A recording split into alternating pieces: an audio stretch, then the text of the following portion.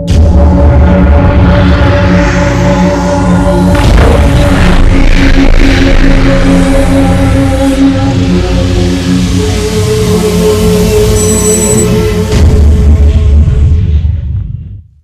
Hind, Jai Bharat to everyone. Students, I hope you all are fit, fine and safe at home. Welcome to our online education. Myself Sengundhar Sulakshana and I will be teaching you economics. So students, today we are here to see standard 11th economics chapter number 3 demand. As you all know, we have already seen few parts of this chapter. So today we are here to see the part 3 of the chapter in a very detailed manner. So let us move on with the today's portion.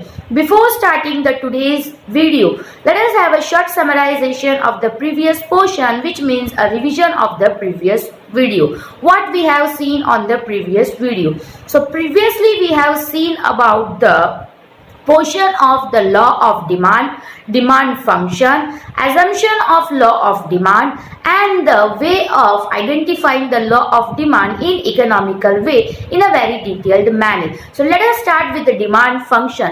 Demand function means you know that for analyzing any portion, we always put a mathematical expression. That functional notation is considered as demand functional notation when you are calculating it for a demand. The notation makes us sure to do the analysis of the particular portion of the demand. How much demand is there in the market? Due to which factor the demand is affected? Why the demand is increasing? And what is the current rate of the demand? In this manner, we can analyze the demand function by the notational way. So let us see the demand function formula. So dx is equal to f px py tu and s. So in this manner, y. So in this manner, you can see the whole portion of the demand function is being seen on a full bracket portion, and dx means demand of particular x commodity, f means functional notation, px means price of the particular x commodity, py means the price of the related good, t means taste and preference, y means income, u means the size of the population and o means the other portion, other determinant. So in this manner, the demand function is being seen in a very detailed way. After that, we have seen the law of demand. What is law of demand? Law of demand means whenever the other factors are not changed, only the price is being changed, and due to that, when there is a rise and fall in the demand, it is considered as law of demand. Who gave this? That Professor Alfred Marshall has given this theory. He even says that whenever the other factors, which means the taste and preference, size of the population, income, price of the related group, regarding the future price, none of the 5 factor is changing, only the price is changing. And due to the price change, if the price is rising, it means the demand will come down, and if the price is getting down, it means the demand will come up. So in this way, whenever an inverse relationship is seen between the demand and the price, only due to the change of the price, then it is considered as law of demand. So after that, we have seen assumption of law of demand. What is the assumption of law of demand? The assumption of law of demand means whenever the particular things are same, doesn't changes, only the price changes, then it can be said that that is a law of demand. How we can identify the law of demand? That is the assumption of demand. First one, the taste and the preference of the people are same. Second, the income of the people is same. Third, the price of the related goods are same. Fourth one, the size of the population is same. Fifth one, consumer are not getting included in the portion of the future price expectation. So in this manner, when the 5 factors are same, only the price is increasing and decreasing, then due to that the demand increases or decreases, then it is considered as the law of demand. After that, how one can identify? For that portion, we have seen a proper example in which we seen the example of a milk. We have seen when the particular rate of a milk, 1 liter milk rate is 50 rupees, at that time people buy it 1 liter. When it comes to 40 rupees, people buy 2 liters. When it comes to 30 rupees, people buy 3 liters. When it comes to 20 rupees, people buy 4 liters. And when it comes to 10 rupees, people buy 5 liters. So in this sense, we can say say that whenever the price is decreasing, the demand is increasing. Even we have seen how to represent it in a schedule. So demand schedule. What is demand schedule? The data represented, the observation data that we saw now, that is represented in the diagram. The data is considered as demand schedule. So first of all, for representing the diagram, we have to make the y-axis and the x-axis. So the demand means the cause and the effect portion. So whatever the law of demand is always related to the cause and the effect portion of the price and the demand. So what is the cause? The cause is the price. So price we will keep on the y-axis, and what is the effect? Effect is the demand. The demand we will keep on the x-axis. So we will put 10, 20, 30 equal gap we will take, and that scale we have to allot on the y-axis. In the same manner, here also we will go for the liters of the demand, 1, 2, 3. So we have seen up to 5. So we will take one class more, which means 6, and here we will take up to 60. After taking for 50, how was it? Was been 1 liter. For 42 liter. So in this manner we will allocate one by one. After allocating, we will give them a series A, B, C, D and E. After that we will connect that dot. That curve is considered as demand curve. So in this manner, that shows a slope from upward to downward, which means a positive curve. So in this manner, we have seen the opposite also on the previous portion, which is not given in your textbook. Still I explained you to make you sure about in which manner the negative slope can also be. Vice versa, whatever we saw, the opposite of that portion is considered as the negative slope. From upward to downward, then it is considered as the positive slope, but when it is downward to upward, it is an negative slope. In this manner, we can consider it in a very detailed portion. So up till this we have seen in a very detailed manner. So now let us move on with the line to line explanation of the portion from the textbook in the further video from the PDF. So students, now let us move on with the further portion of the chapter. So last time we have completed up to the analysis portion. So let us start with the analysis. Reason for inverse relationship between the price and demand.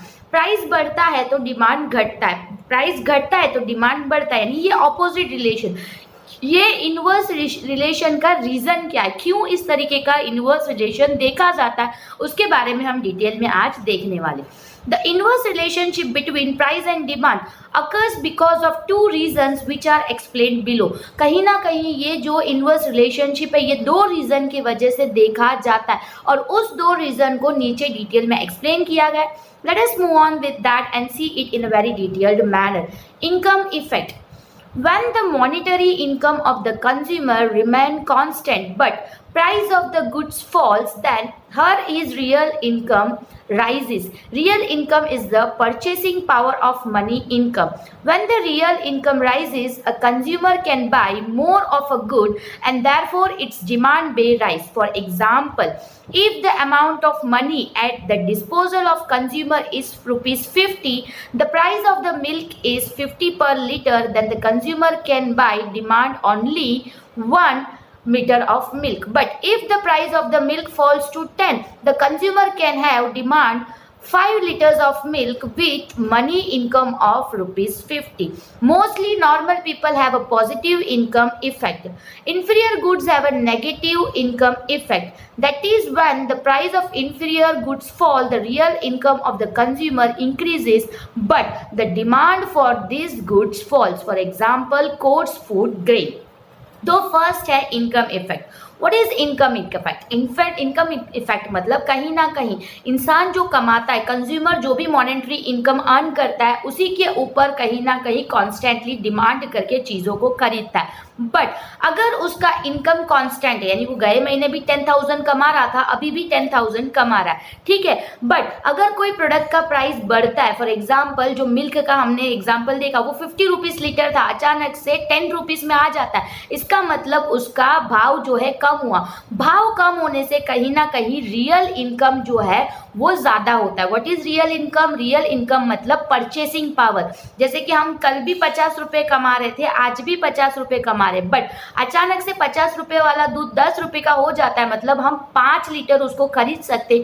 इसे कहीं ना कहीं we can say that real income rises. हमारा real income क्या, हम जितना ज़्यादा खरीद पाए वो हमारा रियल इनकम होता है. सो इस तरीके से कहीं ना कहीं हमने एग्जाम्पल में भी यहाँ पे यही बताया गया कि जब भी एक कस्टमर का जो है इनकम तो सेम रहता है बट पर्टिकुलर प्रोडक्ट का भाव गिरता है तो उसका परचेसिंग पावर, खरीदने की क्षमता जो होती है वो बढ़ जाती है, तो उसे कहीं ना कहीं जो है उस इनकम इफेक्ट की वजह से डिमांड में ये पोर्शन जो है इनवर्स रिलेशनशिप का देखा जाता है। For example we see that एक इंसान है वो 50 रुपए कमाता है, ठीक है, हर रोज का 50 रुपए कमाता है, तो 50 रुपए में 1 लीटर दूध आता है, तो वो 50 रुपए में क्या कर सकता है, तो सिर्फ और सिर्फ 1 लीटर दूध ले सकता है। बट अगर वही दूध का भाव जो है 10 रुपए हो जाता है तो वही 50 रुपए में वो 5 लीटर दूध खरीद सकता है। इसका मतलब उसका डिमांड इंक्रीज क्यों हुआ, क्योंकि उसका जो है रियल इनकम राइज हुआ, वो उसकी परचेस पावर जो है वो बढ़ा।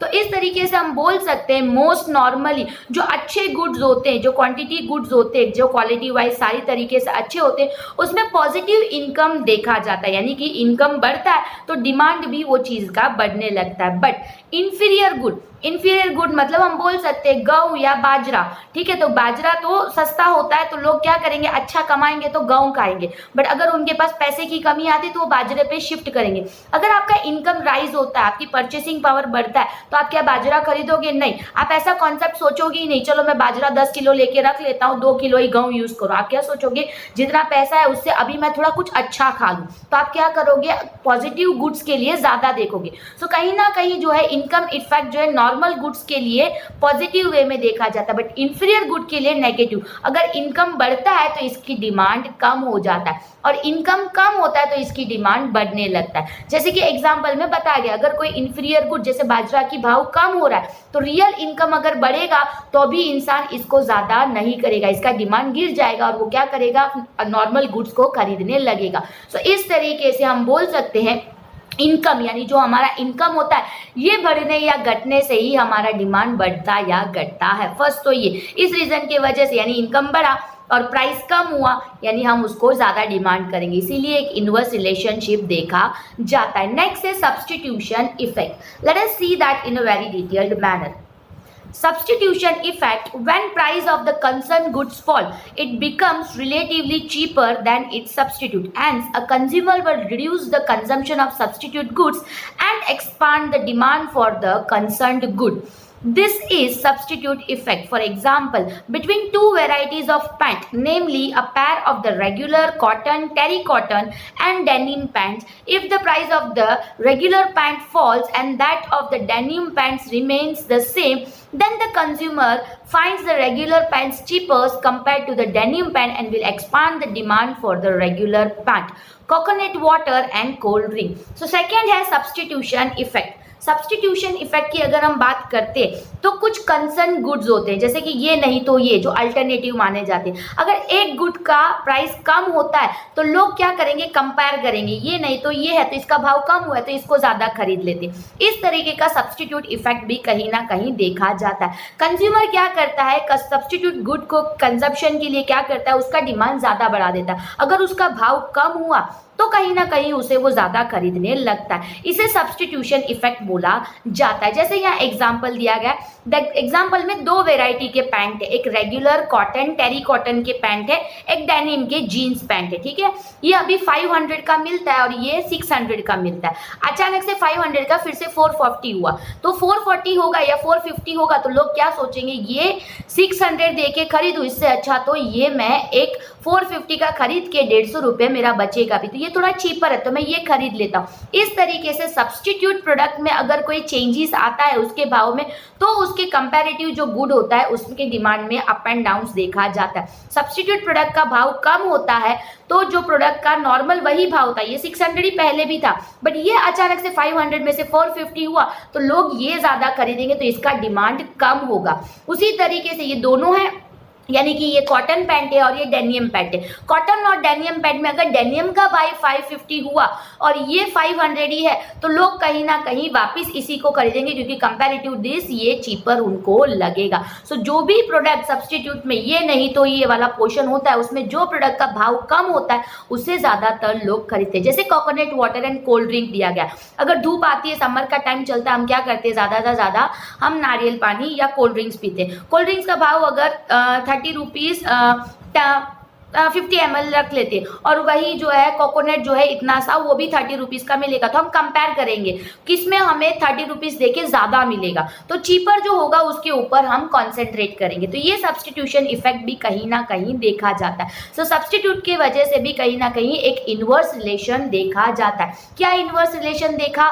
तो सब्सटीट्यूट का प्रोडक्ट का, यानी ए और बी दो प्रोडक्ट है, ए का भाव गिरता है तो बी का डिमांड गिर जाता है क्योंकि इसका डिमांड बढ़ जाता है। तो इस तरीके का एक इन्वर्स इफेक्ट देखने को मिलता है। यहाँ खत्म होता है दो portion of the inverse effect between the price and the demand. Price और डिमांड के बीच में इन्वर्स रिलेशन क्यों देखा जाता है? एक इनकम इफेक्ट की वजह से, दूसरा सब्सटीट्यूशन इफेक्ट के वजह से। So after that expansion to the law of demand. अब लॉ ऑफ डिमांड कहाँ कहाँ काम नहीं करता है? हमने देखा कि लॉ ऑफ डिमांड कहाँ कहाँ काम करता है और किस तरीके से काम करता है। लॉ ऑफ डिमांड जब भी प्राइस बढ़ता है या घटता है, बाकी के सारे फैक्टर सेम हो, उस जगह पे लॉ ऑफ डिमांड काम करता है। बट कौन से गुड्स में वो काम नहीं करता? कौन से गुड्स का भाव गिरने से भी लोग नहीं खरीदेंगे और कौन से गुड्स का भाव बढ़ने से भी लोग उसकी डिमांड ज्यादा करेंगे? वैसे वाले गुड्स जिसमें लॉ ऑफ डिमांड काम ही नहीं करता है, उसके बारे में हम डिटेल में देखने वाले। So let us move on with that in a very detailed manner. Expansions to the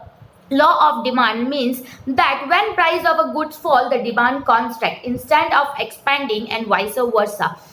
Thus, a price change creates demand to change its opposite direction than that indicated in the law of demand. Such expansions of the law of demand stated below. So expansions of the law of demand में हमने ये देखा कहीं ना कहीं भाव गिरता है तो लोग उसको कम खरीदने लगते हैं और कहीं उसका भाव बढ़ता है तो लोग उसको ज्यादा खरीदने लगते हैं। तो ये ऐसी कौन सी चीज है जिसके साथ ऐसा लॉ ऑफ डिमांड होता है? लॉ ऑफ डिमांड का मतलब क्या है? भाव बढ़ेगा यानी डिमांड कम होगा और भाव कम होगा यानी डिमांड बढ़ेगा। बट अगर भाव कम हुआ और डिमांड भी कम हो गया, इसका मतलब वहाँ लॉ ऑफ डिमांड काम नहीं करता। तो कौन से गुड में वो ऐसा होता है और कहाँ कहाँ काम नहीं करता है, उस गुड के ऊपर अब हम डिटेल में देखने वाले। First one is prestigious good. I am going to read it out, listen it out carefully.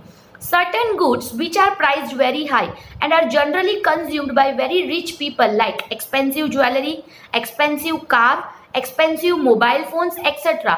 are exceptions to the law of demand. Such goods are used by the rich as status symbol and hence even when there is a rise in their price, that demand expands instead of contracting. After if their price falls, the rich may contract their demand thinking that a price in falls means that the good is losing its prestige. तो सबसे पहले prestigious good. Prestigious good का मतलब क्या? जो status दिखाने के लिए यूज किया जाता है। ऐसे कुछ गुड्स होते हैं जिसका भाव जितना ज्यादा हो उतना रिच पीपल उसे खरीदना पसंद करते हैं, जैसे एक्सपेंसिव ज्वेलरी, डायमंड्स वगैरह, एक्सपेंसिव कार, जैसे BMW। ये लोगों का भाव गिरे तो लोग खरीदेंगे नहीं क्योंकि उसका भाव गिरने से उसकी मार्केट चला गया, ऐसा मानते। So expensive mobile phone, iPhone भी देखना, और जब नया नया लॉन्च होता है जितना महंगा होता है तब लोग ज्यादा खरीदते और स्टेटस दिखाते कि मेरे पास महंगा वाला फोन है। बट अगर उसका भाव गिर गया तो लोग उसको नहीं खरीदेंगे। तो यहाँ पे लॉ ऑफ डिमांड नहीं काम करता। कैसे काम नहीं करता? रिच लोग क्या करते हैं, जो अमीर होते हैं वो क्या करते हैं, अपना स्टेटस के सिंबल पे उस गुड को यूज करते हैं और जितना वो महंगा होता है उतना, जैसे रॉयल्स की जो वॉच होती है, ठीक है, वो होता है। Rather than that we can say that iPhone की एक एग्जाम्पल देखा, BMW देखा। सो ये सारी चीजें कहीं ना कहीं स्टेटस को रिप्रेजेंट करता है। बट अगर इसका भाव गिर जाता है, ठीक है, तो क्या अमीर लोग इसको खरीदेंगे? नहीं, क्योंकि वो सस्ता लगेगा। लोगों को भी क्या लगेगा? सस्ता है, कोई भी खरीद सकता है, इसीलिए वो चीज उसको प्रेफर नहीं करते। तो प्रेस्टिजियस गुड पे क्या होता है, जब भी भाव गिरता है, ठीक है, जो महंगी चीजें उसकी भाव गिर जाता है तो लोग जो है हाई क्लास लोग है उसकी डिमांड कम कर देते, क्योंकि महंगी चीजें कौन ज्यादा खरीदता है? तो हाई क्लास लोग। हम लोग कब, मिडिल क्लास लोग कब उसको ज्यादा खरीदेंगे? जब उसका भाव जो है कम होता हो, यानी इन द सेंस जब उसका भाव कम होगा तब उसको हम ज्यादा खरीदेंगे। तो इस तरीके से कहीं ना कहीं हमने ये देखा है कि जितना जितना भाव कम एक एक्सपेंसिव चीज का देखा गया उतना उसका डिमांड कहीं ना कहीं कम हो जाता है। वही अगर उसका प्राइस बढ़ता है तो रिच लोग जो है उसको स्टेटस दिखाने के लिए ज्यादा खरीदते हैं। इस तरीके से प्रेस्टिजियस गुड्स जो होता है उनका जो है डिमांड प्राइस बढ़ने से बढ़ता है और अगर प्राइस कम होता है तो उनका डिमांड भी कम होने लगता है। तो यहाँ पे लॉ ऑफ डिमांड काम नहीं करता है। नेक्स्ट है extremely low priced good. Certain goods are extremely low priced goods and hence the entire consumption Expenditure on such goods forms a very small portion of the consumer's income. For example, pins, stapler pins, etc. Even if their price rises, a consumer demand for those goods may not contract, and if the price falls, the consumer may not expand demand as he may not need more for such goods. So extremely low price good मतलब माचिस की डब्बे आप ले लेते, ठीक है, 1 rupees का मिलता है या 50 पैसे का मिलता है, प्रोबेबली अभी 1 रुपीज का मिलता है. सो ऐसे गुड्स जिसके भाव पहले से ही कम है तो उसकी कंजम्पशन बढ़ने नहीं वाली. अगर माचिस की भाव जो है 50 पैसे हो गया तो हम क्या करेंगे, पूरा एक बॉक्स उठा के रख देंगे? नो, तभी भी हम वो 10 ही खरीदने वाले. और अगर वो 2 रुपया हो गया तो अभी हम 10 ही खरीदने वाले. तो इसके भाव बढ़ने या कम होने से हमारा डिमांड बढ़ता या कम होता नहीं है. क्यों? क्योंकि स्टेपलर की पिन ले लो, टांकनी ले लो, ये सब कभी कभार यूज होने वाली चीज है. माचिस हमें कब चाहिए? जब इलेक्ट्रिसिटी नहीं होता, कैंडल जलाने या दिया जलाने हमें प्रोबेबली चाहिए. रदर देन दैट हमारे पास इलेक्ट्रिसिटी है, सिर्फ पूजा पाठ के समय में एक माचिस चाहिए, ऐसा हम मान लेते, ठीक है. तो उस टाइम पे वो माचिस यानी कि महीने में एक माचिस बहुत हो गया, 15 डेज में, यानी 15 डेज के लिए एक मैच स्टिक अगर हम कंसिडर करते हैं, एक मैच स्टिक का बॉक्स, तो अभी हमें पूरे महीने में सिर्फ 24 चाहिए. तो 24 रुपीज, अगर वो कम भी हो गया तो 12 रुपए, तो 10-15 रुपए को तो हमें कोई डिफरेंस लगता ही नहीं है. तो कहीं ना कहीं जो लो प्राइस गुड होती है, 50 रुपया, 1 रुपया, 2 रुपए, इस तरीके से जो प्रोसेस देखा जाता है, उसके भाव कम होने से या ज्यादा होने से लोग उसको ज्यादा या कम नहीं खरीदते. अब कोई ने भी ऐसा नहीं सोचा होगा चलो ये 10 रुपए में अभी एक पूरा बॉक्स माचिस का दे रहा है तो चलो मैं 5 ले जाके रख दूं, 3 साल तक चलाऊं. ऐसा कोई नहीं, क्योंकि आप लोगों को भी पता है माचिस जो है जल्दी खराब हो जाएगा. और स्टेपलर पिन की भी बात करते हैं तो उसमें भी काट लग जाएगी, जब चाहिए तब एक आध खरीद लेंगे. इवन वो छोटी छोटी चीजें कम प्राइस वाली कहीं खो भी जाती है. इसलिए लोगों को ऐसा कॉन्सेप्ट होता है इसका भाव बढ़े या घटे, इतना लोग कोई ध्यान इस पे नहीं देता. इसलिए जो लो प्राइस गुड होता है इसके भाव कम होने से भी इसकी डिमांड में कोई चेंज नहीं होती और बढ़ने से भी डिमांड में कोई चेंज नहीं होता. जितनी जिसकी जरूरत है उतना ही लोग उसको खरीदते. सो इस तरीके से एक्सट्रीमली लो प्राइस गुड में भी कहीं ना कहीं डिमांड जो है काम नहीं करता. सो आज का पोर्शन यहाँ तक रहेगा. I hope you all have understood the portion in a very well manner. So now let us move on with the brief explanation of the portion that we have seen today.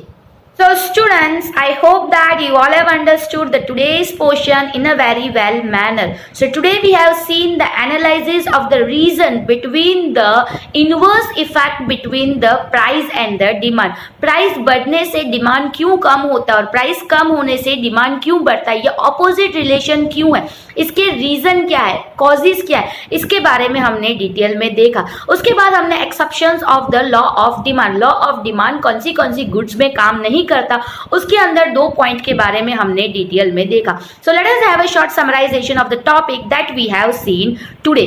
First of all let us talk about the reason between और causes between the inverse relationship of price and demand, जिसके अंदर first topic हमने ये देखा income effect. What is income effect? Income effect का मतलब monetary income.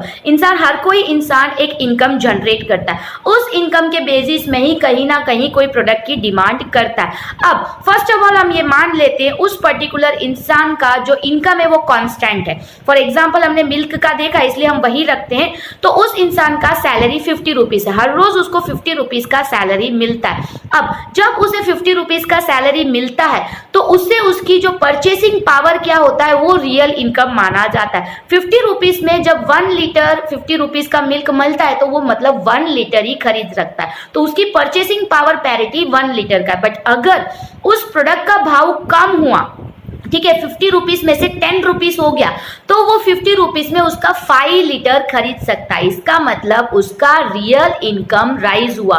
What is real income? Real income मतलब कितना ज्यादा आप परचेस कर सकते हो, आपका जो मॉनेटरी वैल्यू है उसको कितना आप ज्यादा यूटिलाइज कर सकते हो, उसे रियल इनकम बोला जाता है. सो रियल इनकम इंक्रीज होना ही कहीं ना कहीं इनकम इफेक्ट का एक रीजन देखा जाता है. अगर आपका इनकम रियल इनकम इंक्रीज हुआ तो 50 रुपए जो आप कल भी कमाते थे और आज भी कमा रहे हो, बट अचानक से कोई प्रोडक्ट की भाव गिरने की वजह से वही 50 रुपए का कल आप जब एक चीज खरीद पाते थे आज उसका 5 खरीद पा रहे हो. इसका मतलब डिमांड आपका 4 क्यों बढ़ा?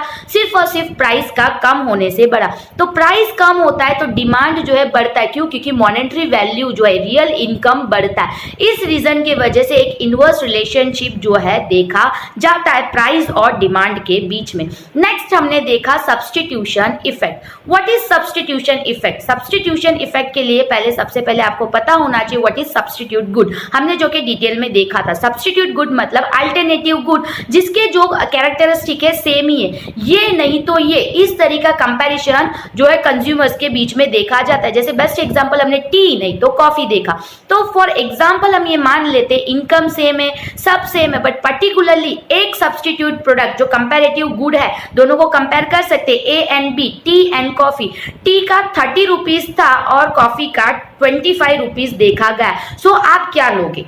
तो आप अगर टी लवर ही हो, कॉन्स्टेंटली आपका टेस्ट और प्रेफरेंस वही है, तो आप उसी को पकड़ के रहोगे तो अलग चीज है। बट 25 रुपीज 5 रुपए कम है तो आपको चलेगा, ये नहीं तो आप क्या करोगे? ऑब्वियसली कॉफी को खरीदोगे। क्यों? क्योंकि उस टाइम पे आप उसको ज्यादा खरीद सकते हो, आपका प्राइस जो है रियल इनकम उसमें ज्यादा लग सकता है। सो इन दिस सेंस कभी कभी हम क्या करते, कंपेयर करते कि दोनों में से कौन सा बेस्ट हो सकता है। जैसे कि एग्जाम्पल में आज हमने देखा, उसे सब्स्टिट्यूशन इफेक्ट बोला जाता है। आज एग्जाम्पल में हमने क्या देखा? कॉटन और टेरी कॉटन के पैंट है और डेनियम जीन्स पैंट है। सो टेरी कॉटन और डेनियम जीन्स पैंट दोनों के 500 रुपया मान लेते, ठीक है, दोनों 500। बट अचानक से इसका भाव गिरा, सब्स्टिट्यूट में एक प्रोडक्ट का भाव गिरा जिसका हुआ 400 और ये 500 और ये 400। अब कंपैरेटिवली एज ए कंज्यूमर आप क्या करोगे? एक जगह 500 देना और एक जगह 400 देना, तो आप क्या करोगे? जो चीपर है उसके लिए जाओगे। चलो 400 में सेम हमें कुछ अच्छा मिल रहा है। तो उस तरीके से जब भी कोई कंपैरेटिव गुड होता है उसमें से एक गुड का भाव गिरता है तो उस प्रोडक्ट का डिमांड बढ़ जाता है और ऑपोजिट प्रोडक्ट का डिमांड गिरने लगता है। क्यों? क्योंकि दोनों में से आप एक ही खरीद सकते हो।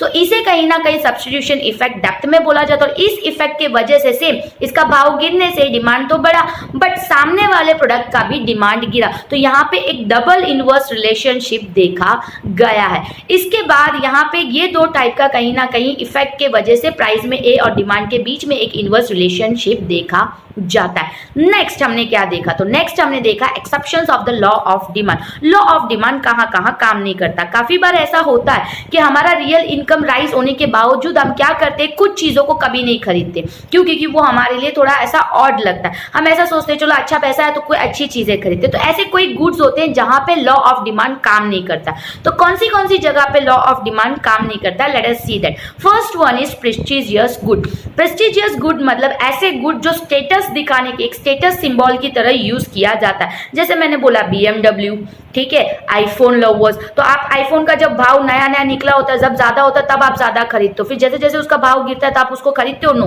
आप उसको मना कर दे रहे हो, वो तो सस्ता हो गया, उसको नहीं खरीदने का। उसको लेके जाएंगे तो लोग क्या बोलेंगे, इस तरीके का एक आ जाता है। तो रिच लोग, जो अमीर लोग है, एक्सपेंसिव कार, एक्सपेंसिव ज्वेलरी, ये सारी चीजें जब उसका भाव बढ़ता है तो अपने स्टेटस को दिखाने के लिए उसकी डिमांड ज्यादा करते हैं। अगर उसका भाव गिर जाता है तो लोग उसको खरीदते भी नहीं, उनको ऐसा लगता है मार्केट में इसकी कोई वैल्यू नहीं है इसीलिए इसका भाव गिर रहा है। तो इस तरीके से कहीं ना कहीं प्रेस्टिजियस गुड में जब प्राइस बढ़ता है तभी उसकी डिमांड बढ़ता है और जब प्राइस घटता है तो उसकी डिमांड भी घट जाता है। सो इस तरीके का एक डायरेक्ट रिलेशनशिप देखा जाता, तो मतलब यहाँ पे लॉ ऑफ डिमांड काम नहीं करता। सो प्रेस्टिजियस गुड पे लॉ ऑफ डिमांड वर्क नहीं करता। सेकेंड हमने देखा extremely low price good. Extremely low price good मतलब जैसे कि हमने देखा स्टेपलर पेन, टाकनी, ठीक है, मैच बॉक्स। तो ये सारी चीजें आप कितने भी भाव कम हो जाए कि ज्यादा हो जाए, आपको जितना जरूरत है आप उसको उतना ही खरीदोगे। सो लॉ ऑफ डिमांड यानी भाव कम होने से लोग ज्यादा खरीदेंगे, भाव ज्यादा होने से लोग नहीं खरीदेंगे, ये वाला कॉन्सेप्ट यहाँ पे काम नहीं करता। क्योंकि वो स्टेपलर पिन की अगर हम बात करते, स्टेपलर पिन हम कितनी बार रोज यूज करते हैं? नो, कभी कभार कोई चीज को स्टेपल करने के लिए यूज करते हैं। अगर उसका भाव अचानक से आज हमें सुनने को मिल रहा है कि स्टेपलर के बॉक्स में 2 रुपए की भाव कम हो गया, तो हम क्या करेंगे, उसको नहीं खरीदेंगे क्योंकि 2 रुपए में कोई फर्क नहीं पड़ता। अवर माइंडसेट इज लाइक दैट। सो कहीं ना कहीं extremely low price good, stapler की पिन का बॉक्स कितना 5 रुपए या 10 रुपए में आता है, तो उसका भाव बढ़ना या घटने से कोई चेंजेस नहीं होता है। हमें जितना खरीदना होता है उतना ही खरीदते। तो डिमांड, लॉ ऑफ डिमांड यहाँ पे भी वर्कआउट नहीं करता। सो यहाँ तक का पोर्शन आज हमने डिटेल में देखा। आई hope you all have understood the portion in a very well manner. Rather than that, I hope that this video was an interesting video for you all. Until the next interesting video is not coming, I hope you all will be fit, fine and safe at home. Until that, Jai Hind and Jai Bharat to everyone.